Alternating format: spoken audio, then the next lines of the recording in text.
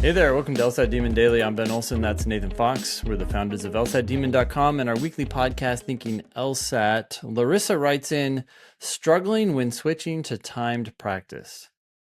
Dear Ben and Nathan, I've been studying with the Demon since May, listening to the podcasts and studying for at least one high-quality hour every day. I really love the Demon approach, and when I drill individual questions, my accuracy is consistently high.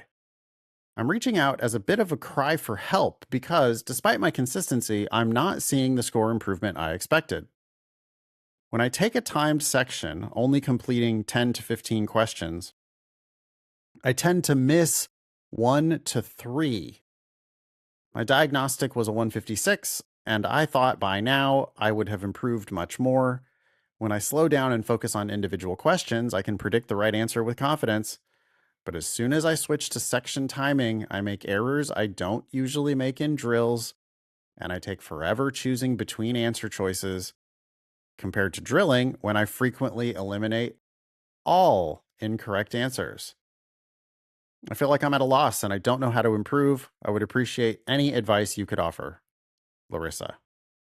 Yeah, wow. So if you're doing 10 to 15 questions and getting 1 to potentially 3 of those wrong, your accuracy is low, and you're almost certainly thinking about time and doing the section as one individual thing rather than seeing the section as just a collection of individual questions that you need to do, just like drilling.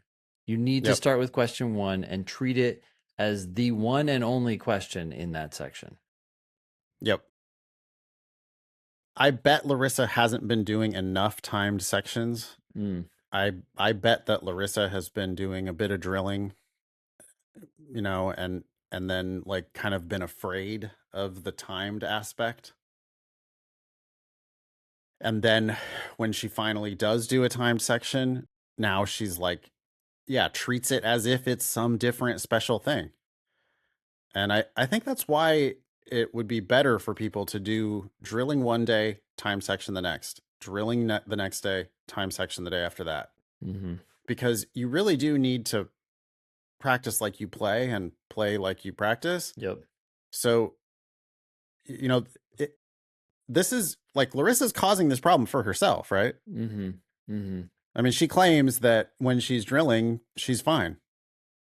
She isn't comparing wrong answer choices to each other. Yeah. She's reading it carefully. She's understanding what's there. She's predicting the answers. Yeah.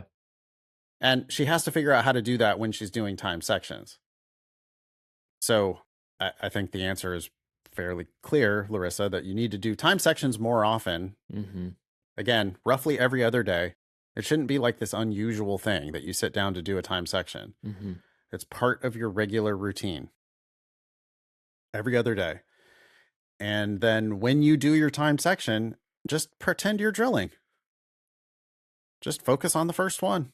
Yeah. Solve it. You know you can solve it. You've done it on your drilling. You know that you can just solve these questions. So when you're doing your time section, you have to just focus on solving that one question.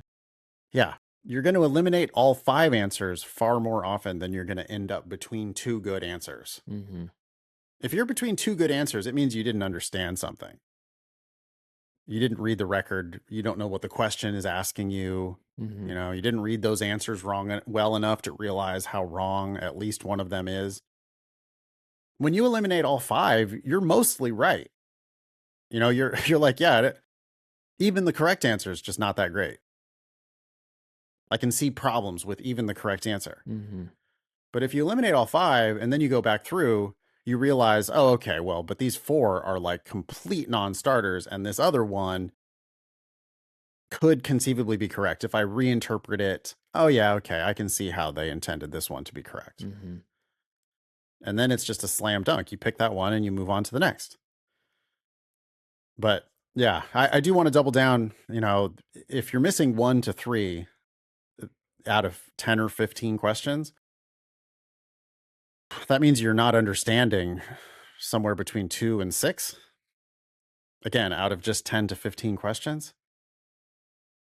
So your understanding there is like way too low, and you got to do a couple fewer questions, but just get them right. Solve the questions. It's interesting you say that, because we've said that so many times, but it's not that your understanding is inherently low. It's just low as you're doing the section because you're going fast and not understanding what you're reading. You're fully capable of understanding these questions. You're just not letting yourself. Yeah. You got to do the exact same pace, the exact same strategy, the exact same everything as you're doing on your drilling. Yep. But you're not. I mean, you say, I take forever choosing between answer choices. Yeah, that's because you didn't really understand the passage in the first place. Yeah. If you don't understand the passage, then of course you're going to take forever choosing between answer choices because you have no idea what you're even looking for. Yep. But if you understood the passage, then one of those answers is clearly correct and the other one is clearly wrong. And you know what that feels like, Larissa, because you've done it on your drilling. So now I think you need to mix in more timed sections until you can have that same feeling when you're doing your timed sections. Nice. Keep us posted. Yeah, thanks, Larissa. You can email daily at lsatdemon.com if you'd like to update us or ask us a question or share some LSAT or law school admissions news. Thanks for listening.